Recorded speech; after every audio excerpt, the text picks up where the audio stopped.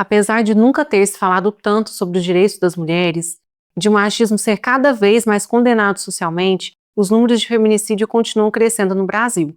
Em 2025, o país registrou um novo recorde histórico, representando um aumento expressivo de 316% em relação a 2015, ano que o feminicídio foi tipificado no Código Penal. Nos 3 primeiros meses de 2026, os dados preliminares já indicam a continuidade dessa tendência alarmante. Esse cenário revela uma contradição inquietante. O feminicídio não cresce apesar dos avanços, mas em muitos casos como reação a eles. O aumento da conscientização das políticas públicas e dos discursos de enfrentamento à violência de gênero é fundamental, mas não gera transformação imediata. Pelo contrário, pode intensificar tensões em uma sociedade ainda profundamente marcada pelo machismo estrutural. Esse momento de transição em que normas históricas começam a ser questionadas pode ser também dos mais perigosos. O patriarcado durante séculos se sustentou sem a necessidade explícita de violência letal, pois a desigualdade era naturalizada e a objetificação da mulher amplamente aceita. Nesse contexto, a misoginia, o ódio, o desprezo ou aversão às mulheres aparece como uma força reativa. Ela se manifesta de forma mais explícita quando os privilégios masculinos são confrontados, alimentando comportamentos violentos como forma de reafirmação de poder e controle. O feminicídio, portanto, não é um fenômeno isolado, mas a expressão mais extrema de uma cultura que ainda resiste à igualdade de gênero. E para aprofundar essa conversa, hoje, no 12º episódio do Isso Dá um Podcast, nós vamos falar sobre violência de gênero com a advogada que atua em perspectiva de gênero, Monalisa Raimundo. Monalisa, seja muito bem-vinda ao Isso Dá um Podcast. Obrigada. É muito importante a gente falar sobre esse tema em vários veículos. Parabenizo sua iniciativa de trazê-lo aqui e agradeço a oportunidade de falar sobre também. E fala um pouquinho sobre você, sobre essa especialidade, né? Porque quando fui olhar o seu Instagram, né, e ver o que você trabalhava, ficou bem evidente que você atua em relação à violência contra a mulher, né, mais especificamente com essa perspectiva de gênero. E não é tão comum advogadas que atuam, né, que atuam diretamente nessa temática. E hoje, né, esse assunto ele está sendo muito falado. Então, é cada vez mais intensificado, né, e a gente percebe o crescente número de casos. Então, é muito importante profissionais que atuam e lidam diretamente com esse assunto, né, que são especialistas. Então, eu queria que você falasse um pouquinho sobre essa sua especialidade, sobre o seu trabalho. Tá bom. Eu acho que essa área me encontrou. Porque assim que eu me formei, os casos que foram aparecendo, né, os poucos casos que foram aparecendo foram direito de família. Então, eu já fui me habituando com o direito de família e sempre atendi mulheres. Não me especializei naquele momento em atender mulheres, mas as mulheres que foram me procurando primeiro. E aí depois eu fui conhecendo algumas advogadas assim, pelo Instagram, e depois fui fazendo alguns cursos sobre a especialização em perspectiva de gênero dentro do direito de família. Porque nos casos de pensão a gente vê muito microviolências, né, divórcio, e é bom ter esse olhar direcionado para esse olhar crítico para esse tipo de processo, porque a gente acaba favorecendo nossa cliente, que sofre também violência processual o tempo todo, porque a maioria dos julgadores homens não entende as nuances da maternidade, por exemplo, das questões de cuidado. E aí eu continuei seguindo assim nessa área de direito de família. Depois veio o convite para presidir a comissão de violência doméstica, de enfrentamento à violência doméstica da OAB. Aí eu fui buscando conhecimento nessa área também no direito criminal. E aí foi aparecendo também na pandemia alguns casos de pedido de medida protetiva, de acompanhamento em delegacia. Então eu fui entendendo mais ainda sobre violência doméstica, atuando mais ainda com mulheres. Então eu falei, eu vou me denominar uma advogada com perspectiva de gênero e vou tentar angariar clientes só nessas áreas, e é isso que eu tô seguindo agora. E as pessoas, né, que estão nos ouvindo, nem todas sabem o que é perspectiva de gênero, porque as pessoas ouvem falar de violência doméstica, principalmente, só que violência doméstica fica bem limitado, né, porque dá a impressão que é dentro do ambiente doméstico, e na verdade um conceito mais amplo seria violência contra a mulher, mas um conceito mais amplo ainda, né, que seria a violência de gênero, porque existe essa diferença, né? O que seria, então, para as pessoas entenderem, o que é o conceito de violência de gênero? Vamos lá. Primeiro, a perspectiva de gênero, que é não só trabalhar com essa área, mas em qualquer processo que você for lidar, ter essa perspectiva que a mulher tem algumas nuances, em alguns casos, por ser mulher, né? E a violência de gênero, não tem como explicar a violência de gênero sem explicar o sistema que a gente está inserido. O sistema patriarcal, historicamente, limitou 2 gêneros. Ele é bigênero, né?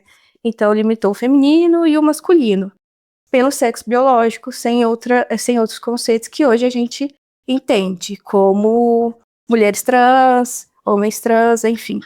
E aí, nessa limitação, um gênero e se entendeu e foi socialmente educado a se ver superior ao outro, que é o gênero masculino, em detrimento do feminino.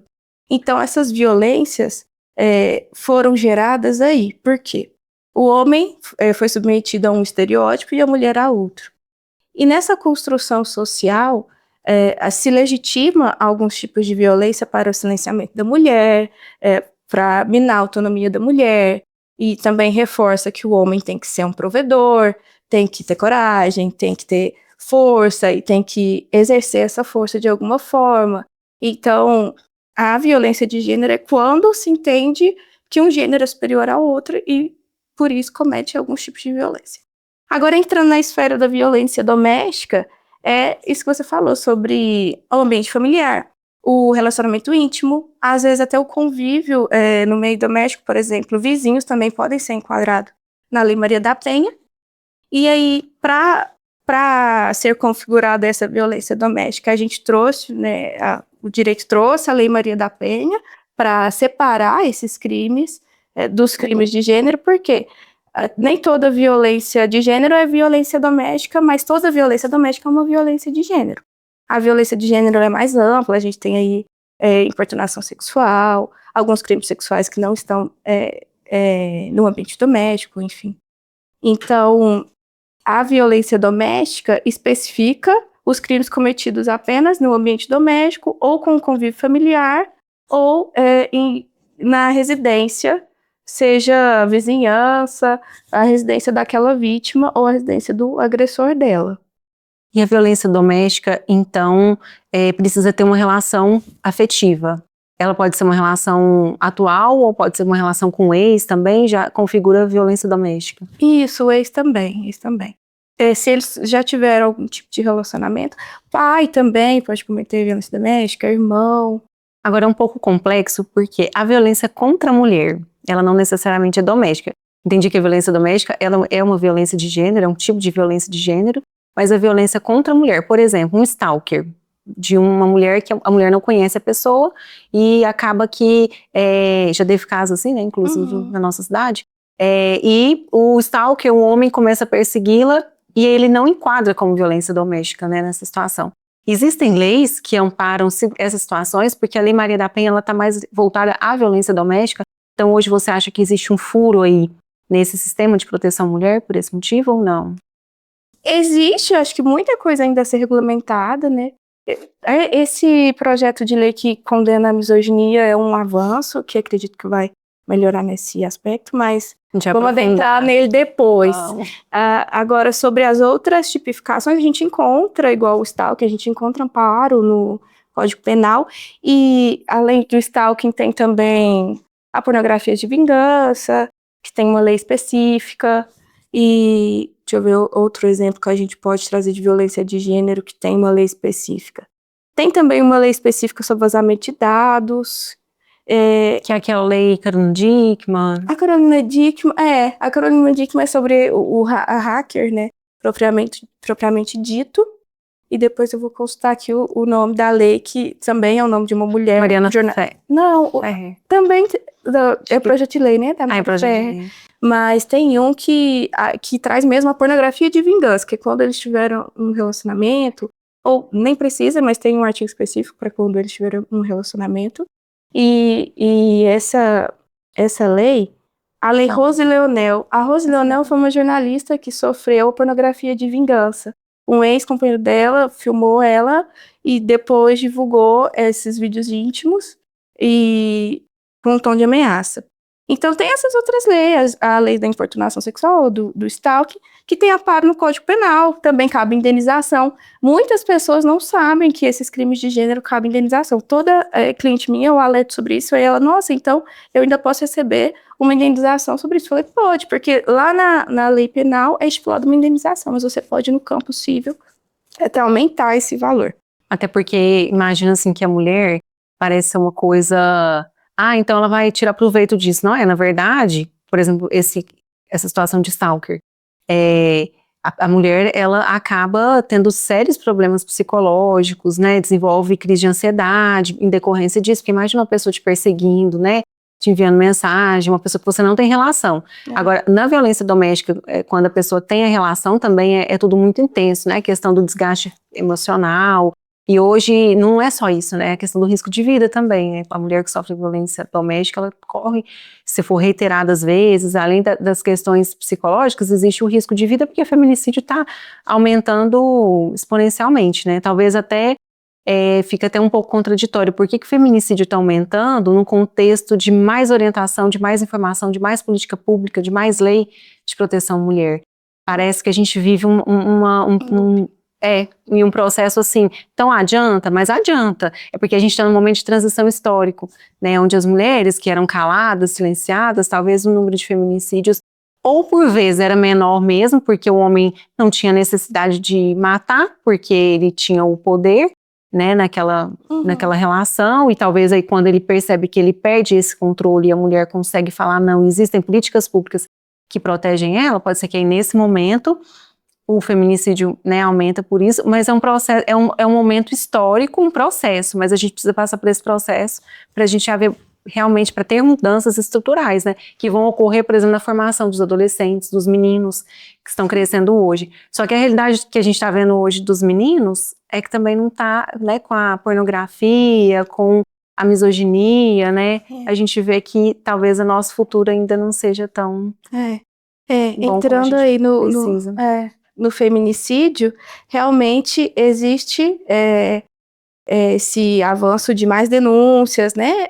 As subnotificações, a gente fala quando os casos acontecem, mas não são levados para o judiciário. Essa subnotificação abaixou, mas eu acredito que a crescente do feminicídio não tem uma relação diretamente proporcional com isso. Eu acho que o que está relacionado aqui com essa crescente é sim esses conceitos que o movimento Red Pill traz para os adolescentes, por exemplo, mas todos esses conceitos enraizados, porque a gente não está tratando aqui a raiz do problema, a gente não está tratando nas escolas, tem que ser parte da grade escolar esses tipos de assunto. Eu mesmo já fui em muitas escolas aqui em Uberaba falar sobre Lei Maria da Penha, sobre como que se dá violência doméstica, porque enquanto a gente está perpetuando esses estereótipos de gênero e cobrando dos meninos uma postura de não ter sentimentos, de não poder se relacionar com mulheres sem o olhar da objetificação, eles vão continuar crescendo e tendo essa formação de caráter em qualquer relacionamento com uma mulher, né? E para levar... Agora, voltando ao que é violência de gênero e o que ela pode ser amparada, a gente, além do Código Penal, a gente tem as delegacias especializadas. Então, as delegacias especializadas estão ali para tratar todos os crimes de gênero, não só para tratar medidas protetivas e crimes voltados à violência doméstica. Então, caso alguém precise, eu sempre indico a delegacia especializada para ela não sofrer uma revitimização. E, às vezes, o policial comum, ele nem tem informação de que aquilo pode ser configurado crime, porque ele, pelo machismo estrutural mesmo, duvida do que a vítima traz, ou desqualifica o que ela fala pela roupa que ela está usando, ou por um comportamento dela. Vamos tentar, então, fazer essa comparação, assim. Entrando assim, vamos conceituar a violência doméstica, mas os tipos, né? Violência física. Ótimo. Violência física é mais fácil de identificar, porque a mulher vai sofrer agressão, né? Então é mais fácil. Agora, o que poderia ser um tipo de violência que a mulher não percebe que ela está sofrendo, que pode evoluir para uma violência física, mas um sinal sutil de que ela pode estar em um relacionamento abusivo? Eu acho que a violência psicológica é a que permeia a maioria dos relacionamentos abusivos. Às vezes, essa violência não chega na fase de explosão que a gente fala, né? Fica só ali na fase de tensão, porque o relacionamento abusivo, ele tem ciclos, né? Primeiro a mulher fica na fase de tensão, que é onde acontece a violência psicológica e onde é mais difícil ela perceber o que ela está vivendo. Às vezes ele começa de uma forma tão sutil que ela não percebe que ela está vivendo ali aprisionada, né? Ele se coloca no centro dessa mulher, da vida dessa mulher, questiona as atitudes dela, mas de forma que aconselhar, ou um controle também disfarçado de ciúmes, querendo saber a todo momento onde ela está, e ela pensa que isso é uma preocupação e não vê como controle mesmo. Eu acho que esses são os primeiros sinais de que você não está vivendo um relacionamento saudável. E, infelizmente, essa violência escalona até chegar no feminicídio. O feminicídio é o fim do relacionamento abusivo. Então, essa mulher que acabou perdendo a vida durante esse relacionamento, ela já sofreu várias outras violências ali dentro. Agora, sobre outros tipos, que também às vezes passa despercebido, a violência sexual permeia muitos relacionamentos e a mulher, por estar num relacionamento, entende que aquilo não foi violência sexual. Algumas condutas como tirar a camisinha durante o ato ou se negar a colocá-la. Também tem o estupro marital, que às vezes o homem usa de ameaça, de coação para ter relações sexuais com a mulher e ela não entende que aquilo é um tipo de violência, ela entende como se fosse uma obrigação que ela tivesse com o marido, porque a sociedade às vezes nos coloca nesse lugar, né, de você tem que atender às necessidades do seu parceiro. E além da violência sexual, a gente tem a violência patrimonial, e muitas mulheres também não percebem que estão vivendo, porque acham que isso é comum, acham que isso é uma característica do marido. Por exemplo, muitos maridos omitem quanto ganha, ou escondem cartões de crédito, e essas mulheres não têm conhecimento da renda familiar dela, né? Ela só fica nas questões de cuidado, cuidado com os filhos, cuidado com o lar, e pensa que a função do marido é administrar a casa, por isso ela não fica a par da sua própria renda. E esse dinheiro é dos dois. E ela entende que ela não tem, assim, essa autonomia para administrar os próprios bens dela. E isso é muito comum e é uma forma de violência patrimonial muito normalizada. Tem outras formas de violência que são mais, assim, expressivas, né, que a gente identifica logo de cara. Por exemplo, na violência patrimonial, quando o marido destrói objetos durante uma discussão, joga o celular da companheira fruto de estragá-lo, ou estraga materiais de trabalho dela, roupa, queima roupas. E existe também formas de violência psicológica mais expressiva, como proibir de falar com familiares, isolar a vítima, proibir alguns tipos de amizade, proibir alguns tipos de vestimenta. A violência moral também tem uma forma sutil, às vezes como ridicularizando ela ali numa roda de amigos, com uma piadinha infeliz e que todo mundo normaliza, mas também pode chegar a extremos como expor uma ex-companheira em redes sociais, ou expor num convívio público algumas características dela, ofensas mesmo. E acho que são essas as formas de violência. Já falei da violência moral, violência psicológica. A violência física, né, a gente já entende pelas agressões. Talvez uma forma assim sutil de violência física que é também velada é os apertões, empurrões, ou às vezes forçar ela a sentar na cadeira de uma maneira, né? E você falou que é escalonado, né? Às vezes a mulher se mantém ele porque fala, não vai repetir, ele estava nervoso na hora, ele bebeu, alguma coisa, tenta justificar aquela agressão, mas né, é o ciclo, né? Sempre a mulher acha que ele vai melhorar, tem aquela fase da lua de mel, e aí volta novamente na fase de tensão, até que explode de novo, e aí fica nesse ciclo. Muitas pessoas nos perguntam, né, mas por que ela está... Por que ela não saiu? Por que ela não saiu nesse relacionamento? Mas se aconteceu tudo isso com ela, por que ela não saiu? Justamente por causa do ciclo. Às vezes, essa mulher traz alguns fatores e o agressor também traz alguns, como a dependência financeira ou vícios. E aí ela se vê, além disso, né, das coisas que ela traz, ela se vê ali perdida porque ela está sofrendo uma violência psicológica que ela perdeu sua autonomia, ela não sabe mais o que ela, como pessoa, quer ou o que ela deveria fazer, porque esse agressor tirou isso dela, aos poucos, com alguns discursos. Então, ela se vê ali sem saída e às vezes até sem rede de apoio mesmo, né? São amizades que às vezes julgam, porque nós somos julgadas o tempo todo. São conselhos de familiares do tipo, ele vai melhorar, aguenta mais um pouco, ele é um bom pai, ele é um bom vizinho, ele é um Mas ele é um ótimo bom amigo. pai. E aí ela vê sem esperança mesmo. E aí o ciclo mesmo a impede de sair, como você listou aí, as fases. A fase da lua de mel, por exemplo, ela acredita naquela melhora do agressor, só que nenhuma fase do ciclo está isenta de violência. Às vezes até mesmo na fase da lua de mel tem uma violência sutil, só que ela na esperança daquilo dar certo ou na desesperança de não ter uma vida pós esse relacionamento, ela permanece.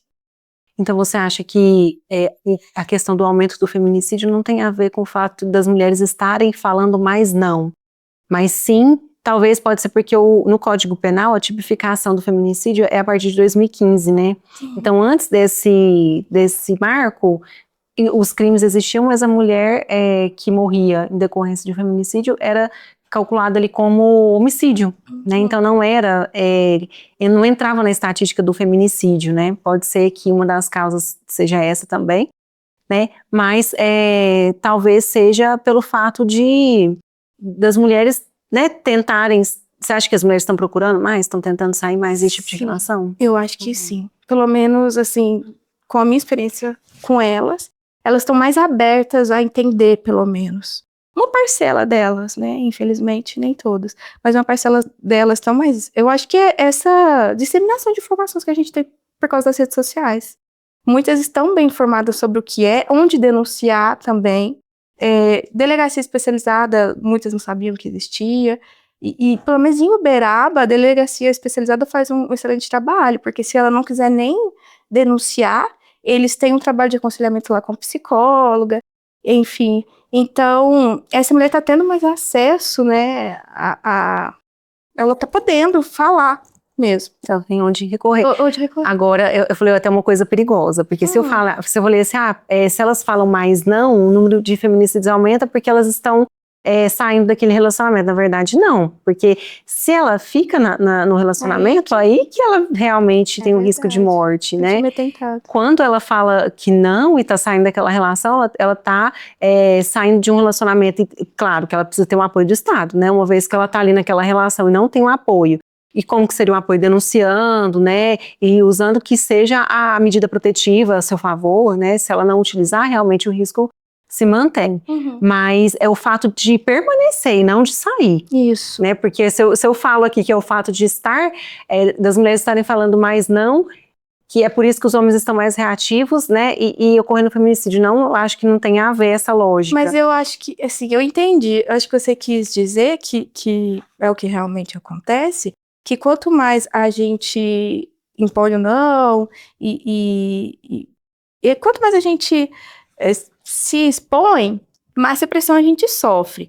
E aí esses movimentos, como o movimento Red Pill, veio para em resposta a isso. Em resposta a isso. Talvez aí esse movimento Red Pill tenha a ver com a resposta, né, em relação, porque antes não precisava deles fazer esse movimento, né, obscuro aí, porque eles são fóruns, né, de organização, eles são uma organização criminosa. Sim. Né, que faz esse movimento na internet, ganha e tem muita força, infelizmente, mas vai, né, se Deus quiser, vai cair.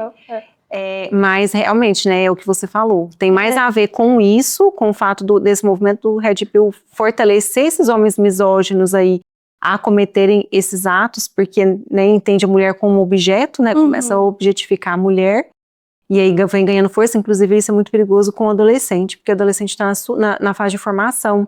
Então ele tá sendo formado, uma vez que ele ouve que tem esse tipo de informação, a chance, né, dele cometer esses atos, que é o que a gente está vendo aí, estupro coletivo em adolescentes, né?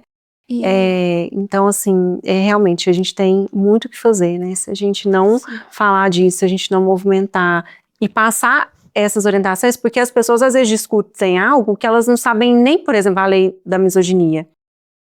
Tem pessoas discutindo que não sabem nem o que é, E aí sai em defesa ou contra, mas não entende a raiz estrutural disso, né? Não entende, eu não sei se não quer entender também, porque está confortável no lugar que está, né? Mas, adentrando aí ao movimento Red Pill, realmente, os adolescentes são mais afetados porque eles já lidam com várias questões. E na adolescência é mais marcante essa cobrança do estereótipo masculino. Então, ele já sofre uma repressão da família e da sociedade para cumprir um papel, assim como nós sofremos para cumprir o nosso papel que foi dado de feminino, né? Que é ser sempre delicada, servil, disposta a ajudar qualquer pessoa e colocar as pessoas acima dos nossos limites. Já eles sempre pressionados a estudar mais, trabalhar mais e oferecer um suporte financeiro para alguém, ser o provedor. Então, o psicológico deles já está ali abalado por essas questões que a família traz, que a sociedade traz, que a escola traz, às vezes bullying também, porque eles também têm que cumprir um estereótipo de físico mesmo. E aí vem o discurso Red Pill oferecendo autoestima para esses garotos e colocando a violência contra a mulher como um dos objetivos é cumprir para você conseguir essa posição social. Porque se nem a mulher que é vista como inferior a você, você consegue controlar, como é que você vai, né, ter essa vida plena que todos cobram de você? E aí eles começam a focar esse ódio nas mulheres, porque quando recebem um não, eles não entendem e eles colocam a gente em caixinhas mesmo, acreditando que as meninas têm que servir a eles de alguma forma, porque foi isso que foi ensinado a eles, e a ausência de educação nas escolas, na sociedade e em casa forma esse ambiente propício para o discurso propagar. Porque é essa orientação que eles estão tendo, o outro lado eles não estão ouvindo. Então, o que eles estão ouvindo é isso, que eles têm que reproduzir esse tipo de comportamento, eles para se precaverem de alguma frustração amorosa e para obterem algum tipo de posição social, de reconhecimento no meio masculino. Isso é tão perigoso, né? Porque esses dias saiu os vídeos dos caras batendo, se sua namorada falar um não, né? Nossa, Socando.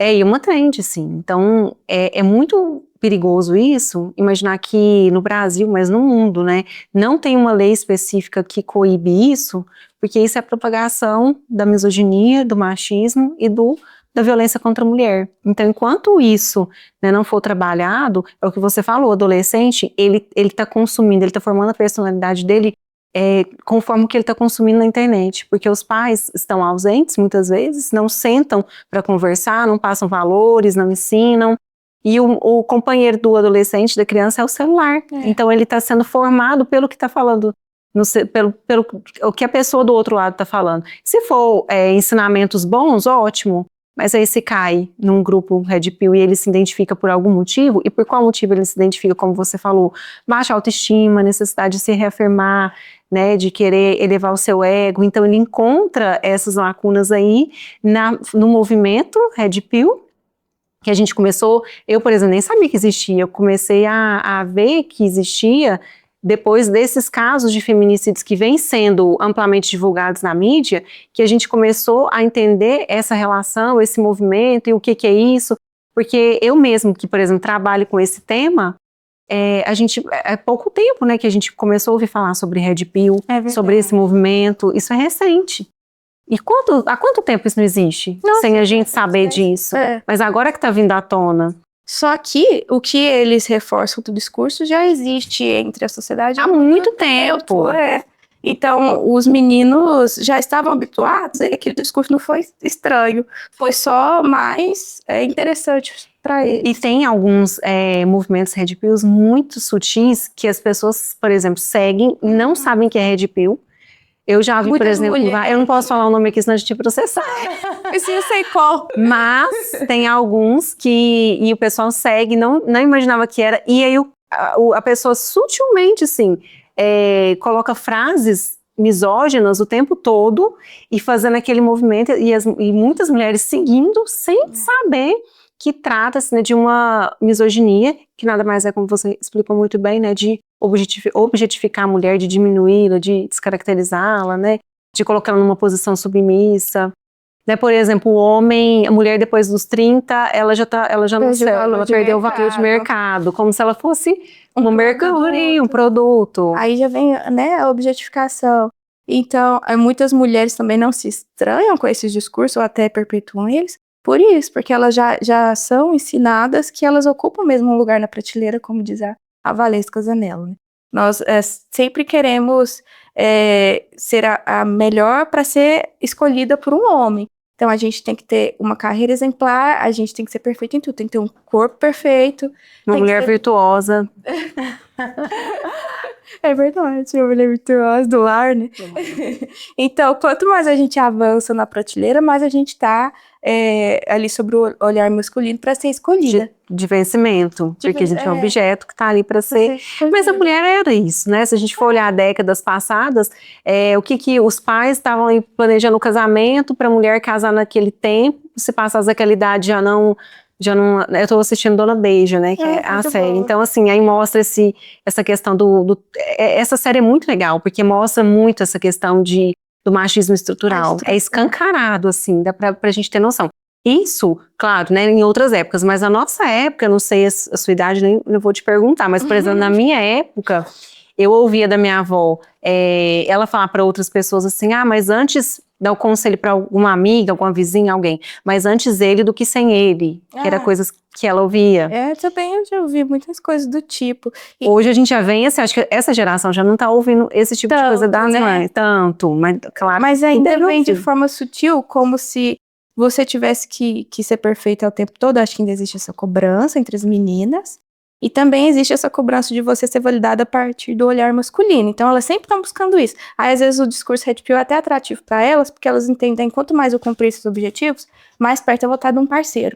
Porque ela só é completa quando ela tiver um parceiro. E aí, que é o amor romântico. Ou às vezes, eu acho engraçado que eu tenho, assim, observado muito isso no meu convívio. Às vezes, quando eu vou sair também, eu vejo muitas mulheres que são independentes, têm uma carreira, não sentem necessidade de ter um relacionamento, assim, afetivo duradouro, mas quando saem, parece que só buscam o olhar, não saem para se divertir, ficam, sabe aquelas que vão pra balada e fica assim, perfeitinha, não sai nem o cabelo do lugar, vai de salto e consegue ficar com a mesma maquiagem a noite inteira. Então elas vão ali, parece que tudo que elas se propõem a fazer é buscando uma validação masculina. Mesmo que não seja um amor romântico, mas um olhar masculino para elas é uma forma de falar, nossa, então eu tô bem, então se eu sou desejável, então eu estou aceita socialmente. Então, a todo tempo, em pequenas atitudes, a gente está condicionada a buscar a validação masculina, infelizmente. Isso é o machismo estrutural. Porque a gente conserva sem perceber muitas coisas, né? A gente não tá nem falando aqui de questão de feminismo, pregando, não é essa questão. A questão do machismo estrutural é de que a mulher, ela para a mulher, né, eu falo em relação à visão da mulher, que ela depende de um homem para ser feliz, ela precisa casar até os 30 anos, ela depende de um parceiro, ela tem que ser validada por um homem, tudo isso que você falou, né, e aí a mulher fala, não, mas eu sou feminista, não tem nada disso, mas sem querer, ela mesma se cobra lá dentro dela, porque é muito difícil você desconstruir cultura, porque isso é cultural. Então essa desconstrução, ela vem aos poucos, né, hoje, por exemplo, pelo menos o que eu vejo as terapeutas, é uma mulher que procura uma terapia, hoje está focado muito em si, você, o que você quer, vamos, né, se autoconhecer, e essa questão da mulher se preencher sem precisar, mas assim, isso tá sendo falado agora, e isso é uma desconstrução da sociedade, né, muito importante. E como muitas mulheres buscam também o estereótipo masculino, né, e tem muitos coaches também que pregam o estereótipo masculino, e eu acho isso muito perigoso, que eu vejo muitos posts no sentido assim, se o homem não te propicia isso, se o homem não faz isso ou aquilo, ele não serve pra você. Então, às vezes as mulheres estão optando pelo celibato ou até mesmo esse relacionamento casual, assim, com os homens, só que elas ainda não entenderam o ponto que é conhecer a si mesmo e valorizar outros tipos de relações de outros olhares, né? As amizades femininas, a vida dela em si, e aí acaba que ela cai nessa armadilha, ela pensa que ela conquistou uma independência, uma autonomia, mas na verdade ela ainda está buscando essa aprovação masculina. É muito complexo, mas É muito complexo. a mulher, ela, quanto mais ela depende emocionalmente do outro, mais ela está susceptível a sofrer violência. A gente não está nem julgando mulher que sofre violência, Não. porque se for contar, acho que tem um número que fala essa estatística, agora não tem esse número aqui, que fala da quantidade de mulheres que já sofreram violência, né? Foi feita uma enquete, não sei qual que foi a fonte da pesquisa, mas fala assim que é uma grande porcentagem de mulheres já falaram que já sofreu violência em algum momento da vida. Eu acho que quase todas tá isenta de alguma forma de violência. E a mais grave é a violência doméstica mesmo, por isso que a gente tem até esse avanço mundialmente reconhecido, que é a Lei Maria da Penha, porque no ambiente íntimo é onde mora o perigo, né? Você tá ali sozinho com o seu agressor, às vezes você não entende o que você tá passando, normaliza aquilo e vive 20, 30 anos, né, de uma vida isolada, uma vida que não é sua, sem autonomia, sem entender os próprios direitos. É isso, se não tiver o feminicídio, de todo jeito o estrago vai acontecer pela questão das percas, né, de perder a sua vida, né, de perder, de não se conhecer, de querer validar. Ela vive em função do outro, querendo a validação do outro, né, é uma dependência emocional muito grande também, mas também tem casos de dependência financeira, né. Porque a gente vê que muitas mulheres às vezes não saem também por dependência financeira, por aquele homem ali, seu provedor, tem outros filhos, porque a gente tem que pensar assim na lógica de vários contextos socioeconômicos, né? Sim. Tem mulher que não consegue falar simplesmente tchau. E outra coisa, que o próprio Estado comete violência, né, contra a mulher, por exemplo, de você não tem uma casa, saiu daquele relacionamento, mas ela não tem uma casa para morar. Então os filhos são tirados dela, já, né, isso aí eu já vi casos assim. Os filhos são tirados dela porque ele tem uma casa para morar, mas ela não tem. E ela está sendo penalizada por sair de um relacionamento. Então, assim, o Estado também, se a gente for ver, né, quando não dá esse suporte para a mulher, essa estrutura, a mulher não consegue romper esse ciclo de violência. E, às vezes, o Estado até tenta, né, algumas ferramentas como o auxílio aluguel, que vai dar uma ajuda durante 6 meses, essa mulher que sofreu violência doméstica, só que eles não disseminam essas informações, né? Às vezes as mulheres nem sabem que ela pode ir para uma casa. Aqui a gente tem também casas de apoio em Uberaba, só que não pode ser divulgada. E na delegacia especializada eles explicam e tudo. Mas às vezes a gente nem tem conhecimento sobre essas ações ou as ferramentas que ela tem para sair desse relacionamento. E mesmo essas ferramentas, às vezes, não são suficientes, porque como que ela vai ver com o auxílio aluguel de um salário mínimo, às vezes com 3 filhos, e as despesas dela mesmo. Ela faz aquele movimento todo, consegue, e na hora que ela vê na prática que não consegue viver sem ela volta. E muitas vezes sem rede de apoio, né?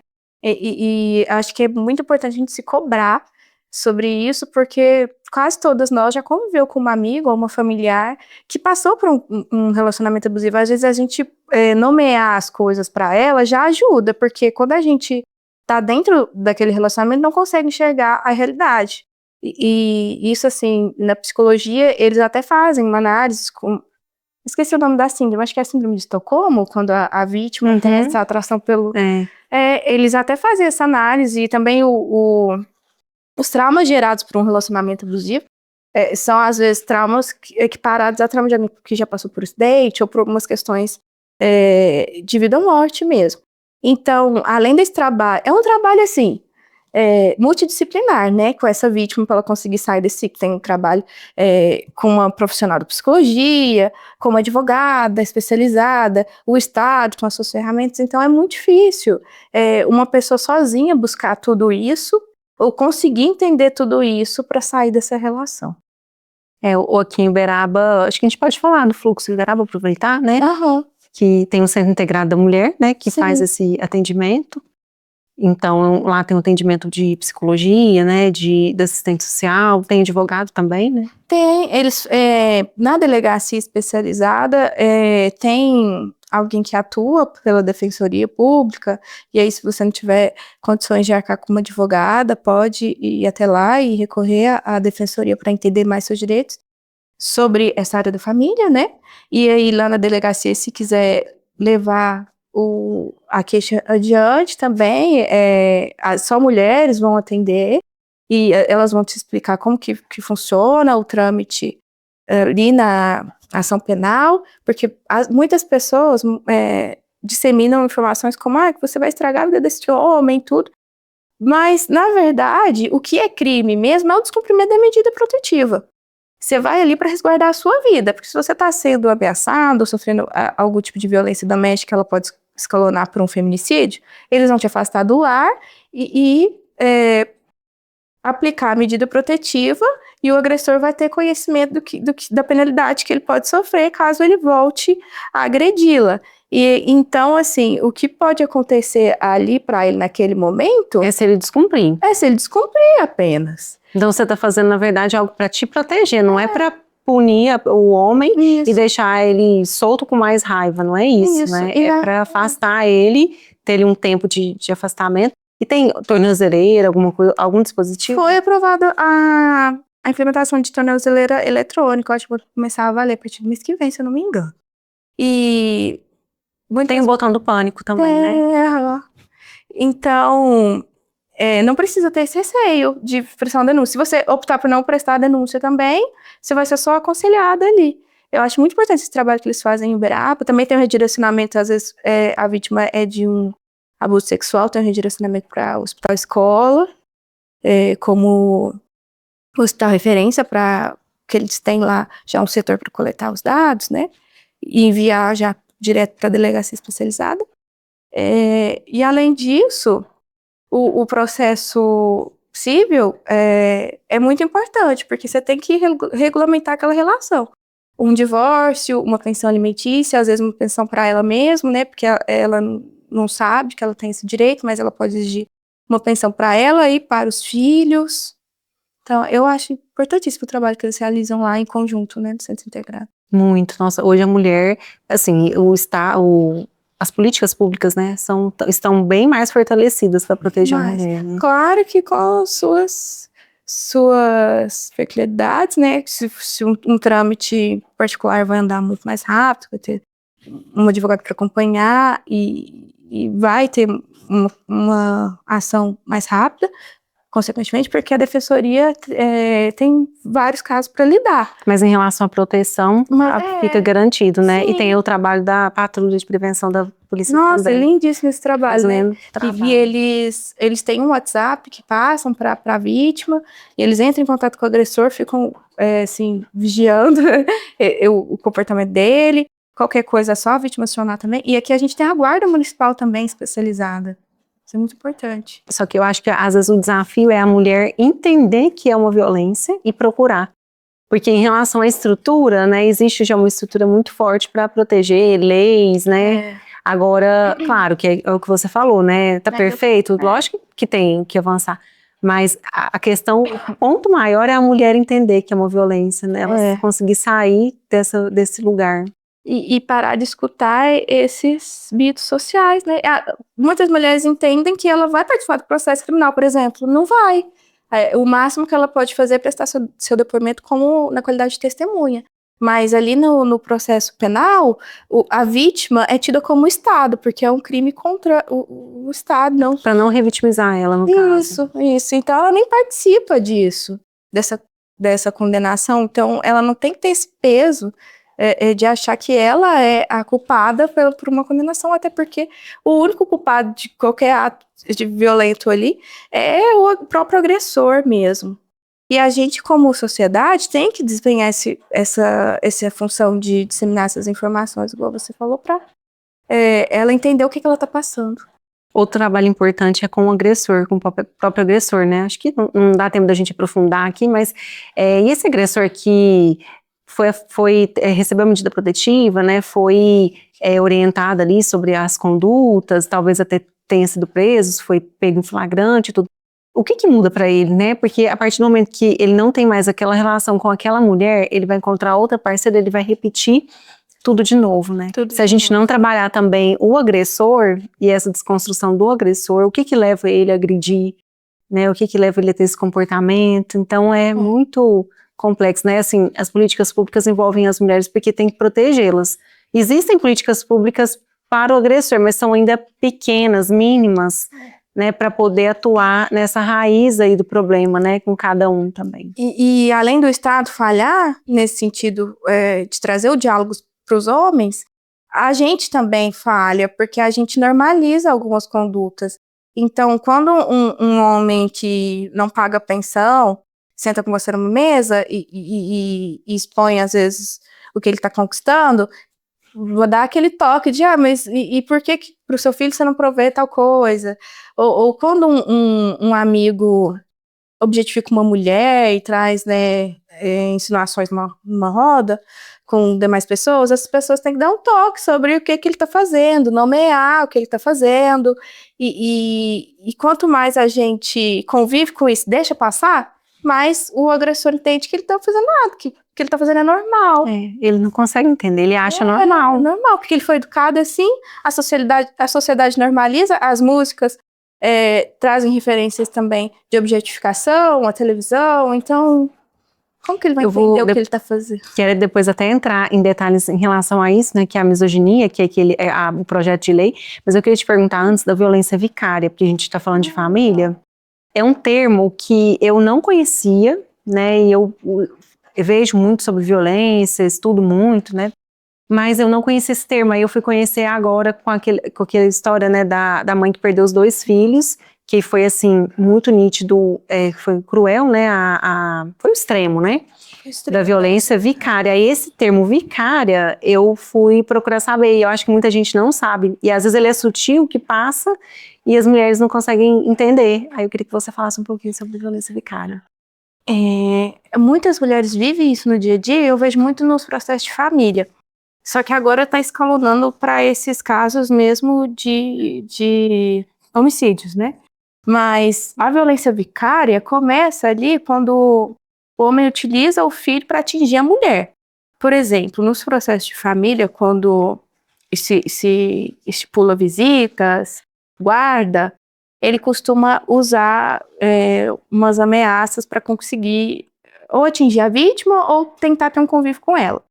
Porque ele não aceita o fim do relacionamento, e aí o processo é um instrumento que acaba unindo os dois para discutir a questão do filho, e aí ele começa a usar isso a favor dele. Aguarda questões como, se você se negar a falar comigo, ou se você se negar a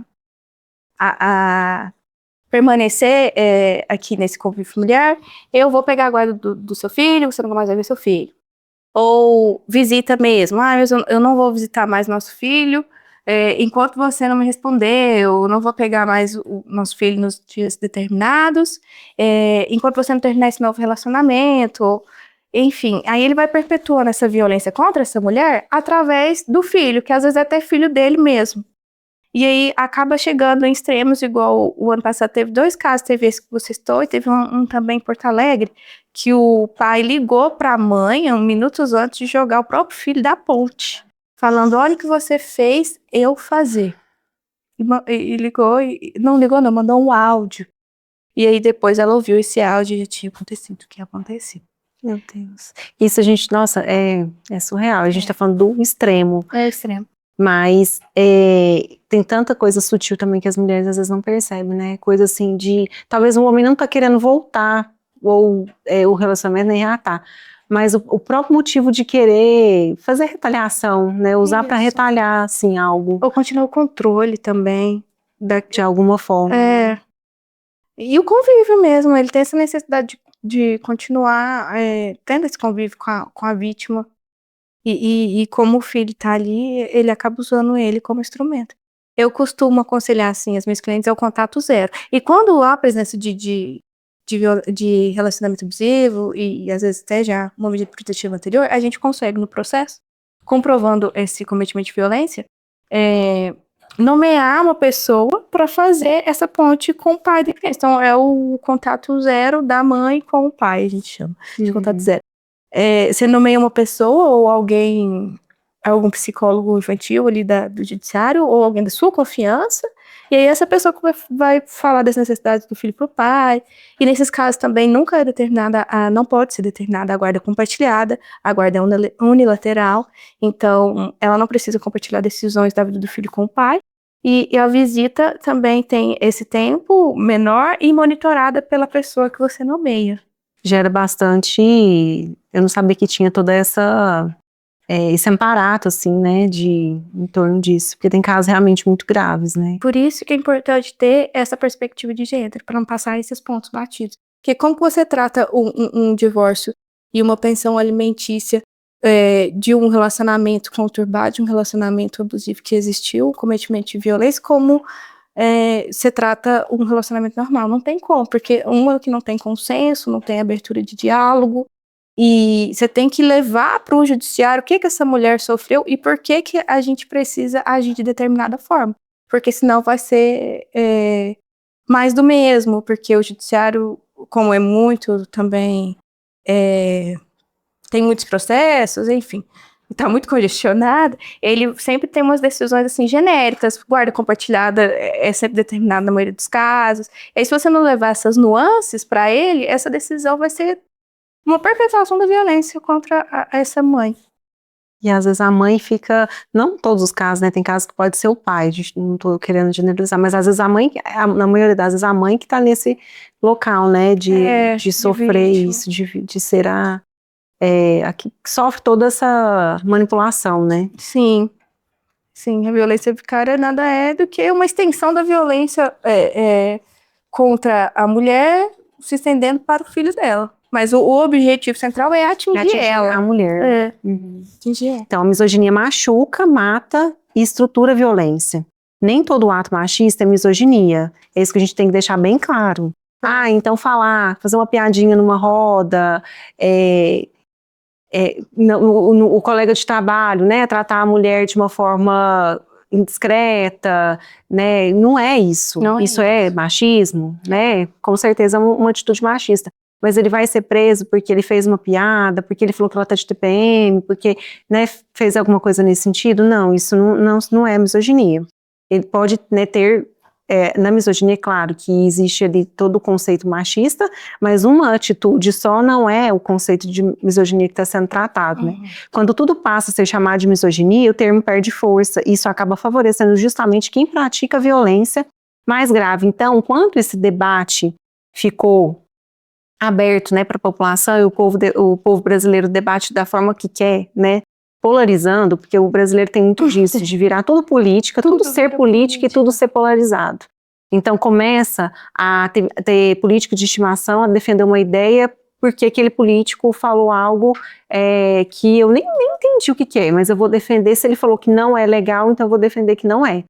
E aí não consegue entender o debate principal, que é o que é a misoginia, vai perdendo força, né? Essa palavra, esse conceito que é tão importante de ser entendido, ele vai se tornando banal, e aí perde realmente o objetivo, né, que é falar da misoginia. E quem ganha com isso? Quem é misógino de verdade.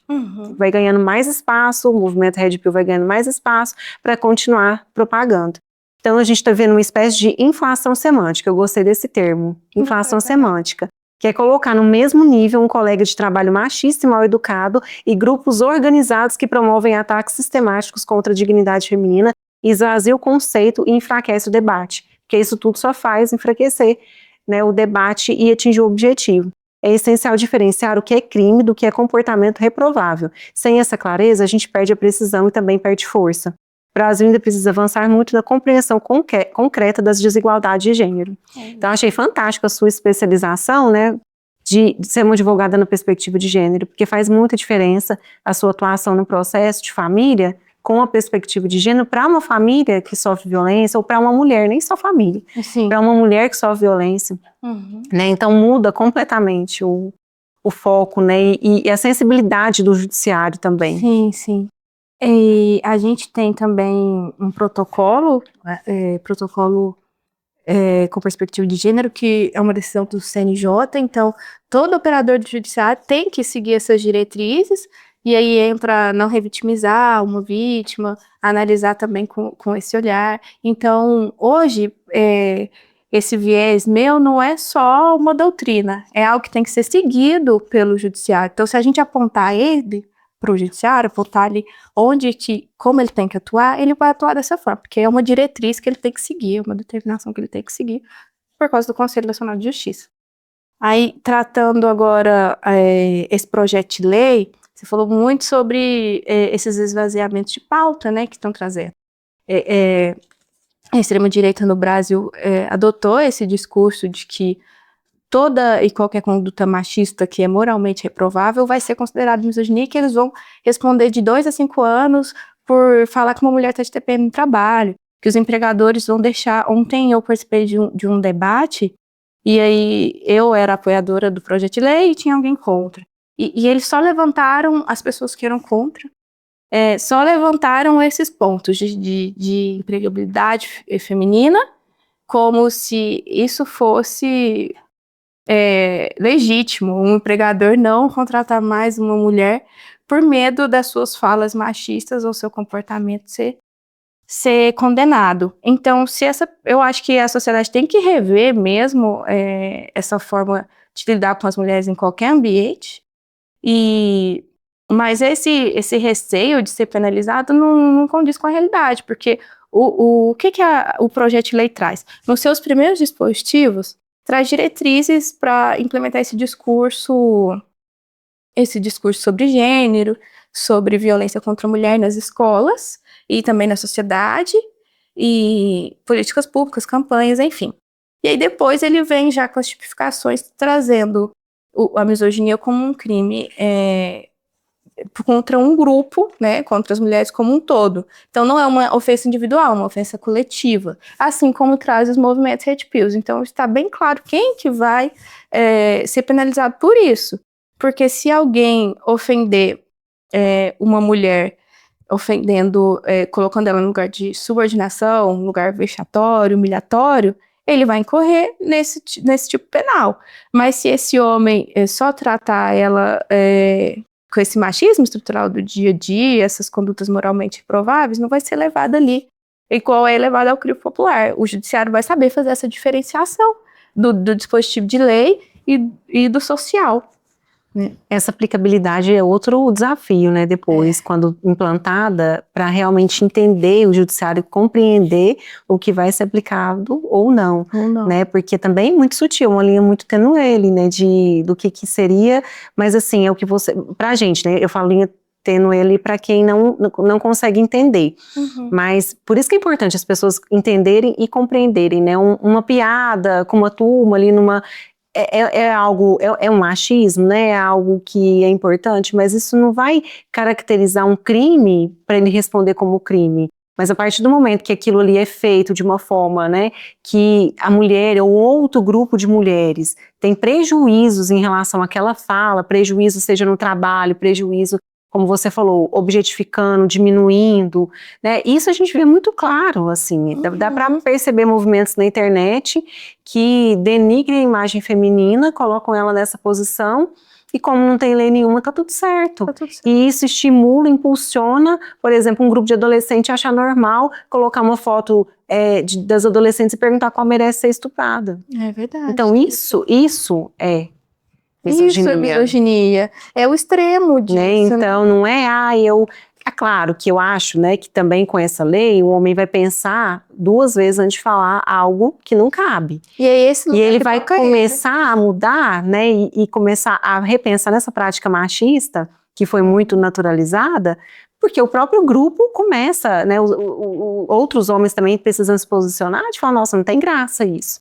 E isso começa a mudar, e essa lei fala dessa questão das escolas, de começar a tentar mudar nesses ambientes onde tem homens sendo formados, né? Mas o fato de falar caracteriza ele como, né, uma pessoa mal educada. Mas é a proporção disso, é a organização criminal disso, vamos dizer assim, né, se posso usar essa palavra, de um grupo, dentro de um colégio, dentro da internet, é isso aí, né, que caracteriza a misoginia. Sim, né? Então, e é um aparato muito grande, porque eles monetizam isso, né, então tem muita gente ganhando muito dinheiro com esse discurso, e enquanto as mulheres estão morrendo e sofrendo vários tipos de violência.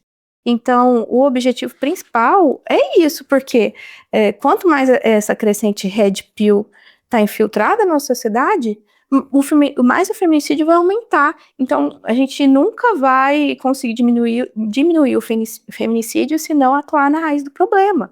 Porque não importa não ter uma legislação como a Lei Maria da Penha, se você não está tratando a raiz do problema, que são esses discursos.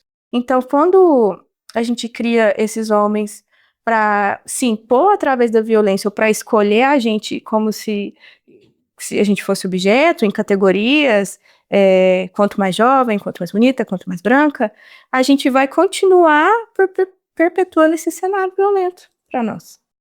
Se alguém tem dúvida sobre o que é misoginia, por exemplo, tem vários, é nítido, assim, vários grupos que eram totalmente aceitos, assim, como eu falei, né, várias pessoas seguiam. Teve um caso desse mesmo homem que liderava o movimento Red Pill, não é escancarado, ele não coloca lá, eu sou Red Pill, não é? Muito sutilmente, né? E ele agrediu a companheira, né, a namorada. Então, assim, olha a relação. Eu acho que no Brasil ele foi o precursor do movimento. Ele foi o precursor. Então, olha a gravidade disso. Né? E aí, se você quiser entender, olha o que esse cara tá falando, que aí você vai entender o que é misoginia. Né? Então, não é aquela piadinha, não é que... Imagina, porque se fosse assim, nossa, todo mundo, né, vai... É normal um homem discordar de uma mulher, né, e isso é uma igualdade de gênero. Até, olha, eu não concordo com a sua fala, e eu não concordo com a sua atuação. Sem te desqualificar para isso, sem desqualificar, né? O gênero, porque você é mulher. Agora, se ele falar, eu não concordo, eu não gosto porque você é mulher, porque mulher não sabe fazer isso, porque a mulher aí é diferente. Muitas mulheres no meio do esporte sofrem disso, né? Elas são desqualificadas o tempo todo por serem mulheres. Então, para elas serem mulheres, eles veem como se elas não entendessem o que elas estão falando ou que elas não poderiam ocupar aquele lugar, seja como árbitro, comentarista ou até mesmo as entrevistadoras. Aí é diferente. Agora, isso é misoginia. É isso. Agora, esse machismo do dia a dia, a gente ainda não está condenando. Essas questões ainda não. Então, eu acho que isso aí vai caindo por si só, porque a partir do momento que atua nessa raiz e esse movimento Red Pill perde a força, eu acredito, estou sendo muito otimista, né? Eu acho que assim, eu tava de formiguinha, né? Então, vai chegar várias gerações, tempo, talvez. Eu acho que vai chegar assim ali com o tempo. Mas o importante agora é realmente parar esse tipo de perpetuação de discurso. Então, a gente pode ligar o aumento do feminicídio tanto com a tipificação, porque agora, como é tipificado a partir de 2015, no Código Penal, a gente consegue ter aquela morte da mulher ser ligada ao feminicídio, porque não era, né? Era como se fosse um homicídio, então o dado era perdido. Então, tanto pode ser por isso, quanto pelos movimentos misóginos de Red Pill, né, em relação que são propagados. Você acha que tem a ver isso? Sim, porque o ano passado a gente bateu o recorde de feminicídio, né? Em 10 anos foi o maior índice de feminicídio do Brasil. E o movimento Red Pill tem mais ou menos essa idade, inclusive. E além dele, a gente está citando ele porque é mais incisivo. A gente tem também os fatores culturais que já estão ali inseridos, né? Então, esses fatores culturais e sociais, como a cultura de estupro, que é desqualificar uma vítima pela vestimenta, ou questionar o que ela falou, o comportamento dela, como se algo nela justificasse a agressão que foi cometida.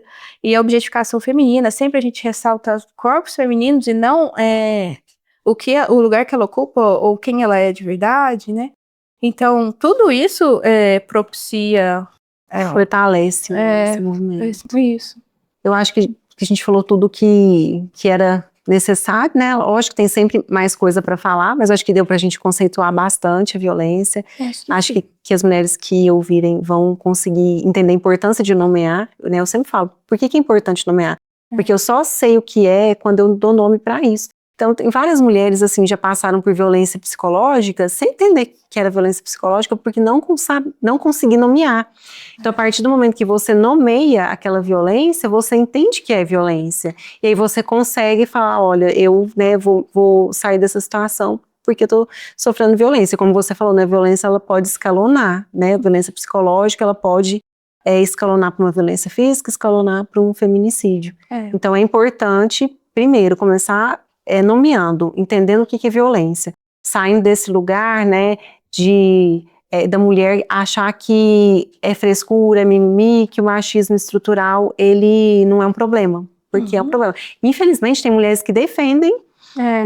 Essa estrutura patriarcal. Os papéis de gênero, né? Ainda existe muito. Qual que é o papel da mulher, qual que é o papel do homem? Tem uma corrente nova que chama Tradwife, que tem uns memes e tudo, trazendo a mulher fazendo bolo, fazendo coisas de casa, esperando o marido, como se fosse, assim, um fim... Um bom fim para a mulher, o objetivo final de vida dela alcançado e que a felicidade estaria através desse modelo tradicional de esposa. Então, é muito atual a discussão sobre estereótipos de gênero, porque quando a gente coloca a mulher nesse papel de cuidado e ela pode estar achando que ela tá no lugar certo, que ela tá sendo feliz ali porque ela tá sendo poupada do ambiente de trabalho, às vezes o homem realmente é um provedor que estabiliza as contas de casa e ela não precisa arcar com nada, mas ela ainda tá sendo objetificada e na hora que esse homem entender por descartá-la mesmo, ela não vai ter nada para ela se amparar. E às vezes ela nem vai conseguir sair dali e ela vai se ver perdida na vida e já vai ser tarde. Eu acho que cada um, se a mulher e o marido dentro do núcleo familiar entende que a melhor opção naquele momento é essa estrutura, é uma coisa.